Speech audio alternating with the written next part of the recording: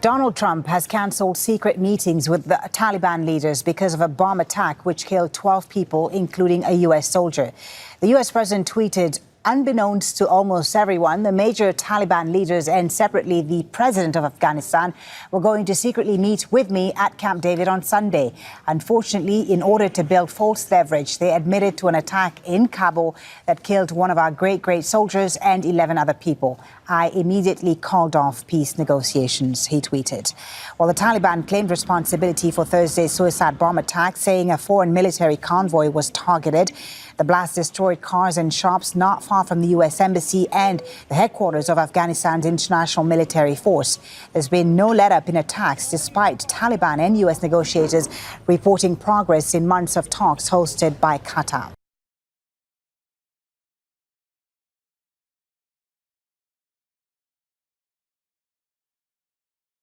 Moving on, it's been a big breakthrough for the Indian Space Research Organization, ISRO, as lander Vikram has been located. Speaking exclusively to India today, ISRO Chief K. Sivan has said that the exact location of the missing Vikram has been traced via orbiter.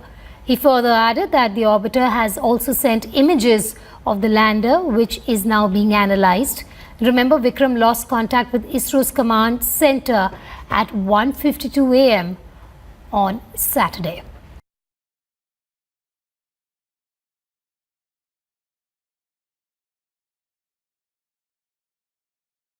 In a Miami courtroom today, 60-year-old Abdul Alani, a 31-year veteran mechanic at American Airlines.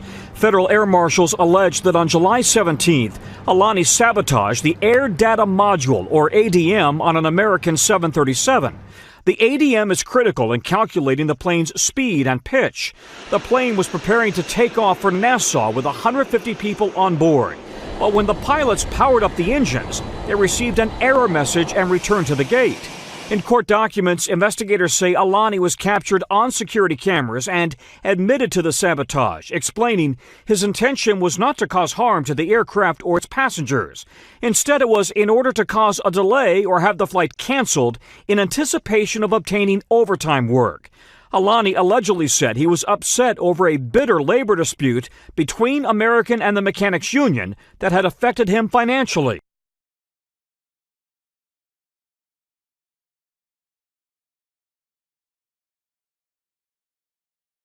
New developments in the case of two American teens arrested in the stabbing death of an Italian police officer. The prosecutor releasing 2,000 pages of investigative documents to the teens' lawyers, some of which have now been leaked to the Italian media. 19-year-old Finnegan Elder and 18-year-old Gabriel Natal, both from the San Francisco Bay Area, are being held in prison in Rome.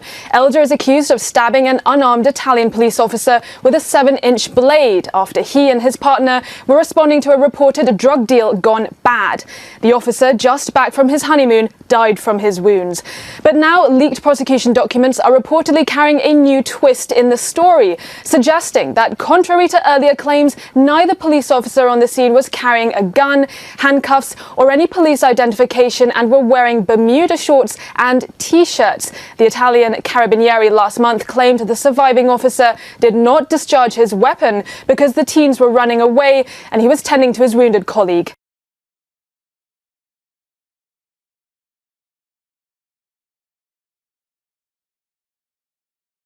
North Korea is also dealing with the aftermath of Typhoon Lingling. Pyongyang's Korean Central Television reported Sunday that the country is making all-out efforts to help the people in affected areas through numerous recovery projects and stressed that the preventive measures had minimized the damage. It said efforts are being made so that no one would have to suffer even slightly. A number of other local media outlets in the north have delivered the aftermath of the typhoon in detail, including the damage as well as the recovery process. It's been reported that strong winds ripped roofs off some buildings and that electricity has been cut off in some places. Roads and bridges were damaged, while nearly 1 million square meters of farmland has been flooded.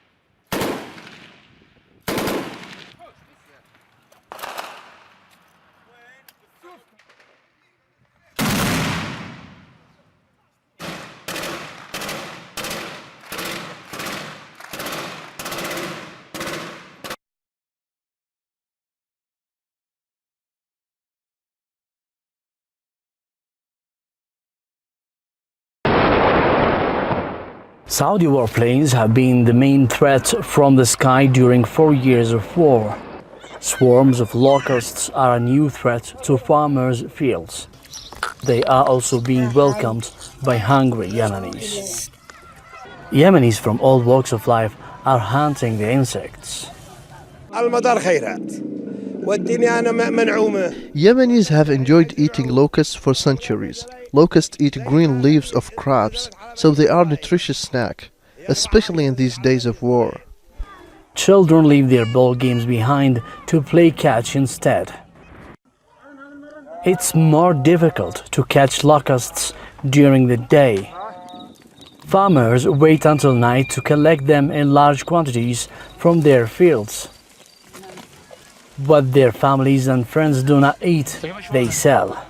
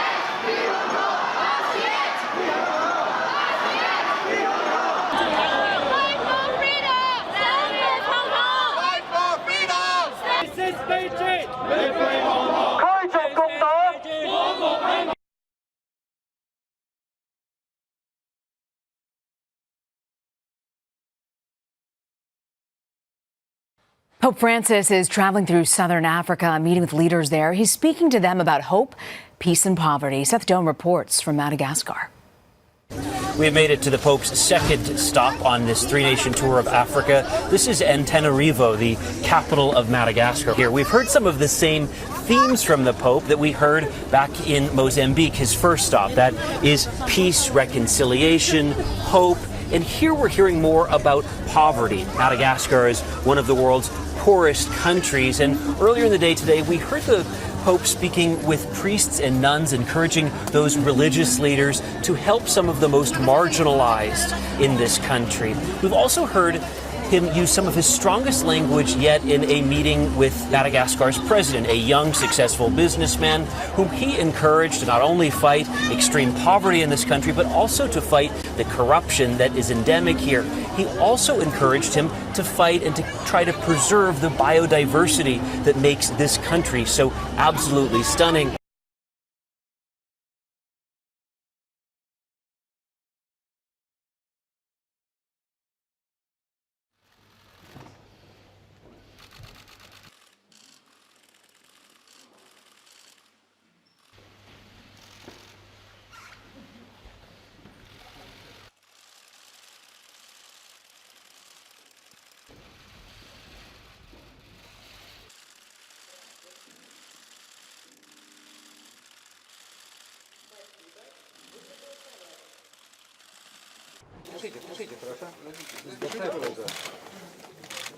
На нас можно? Я за то, чтобы прошло как можно больше кандидатов, которые не будут служить интересам мэрии Москвы, а будут работать в интересах москвичей. Я думаю, что совершенно реально сделать так, чтобы большинство мест не досталось Единой России. Я на это рассчитываю.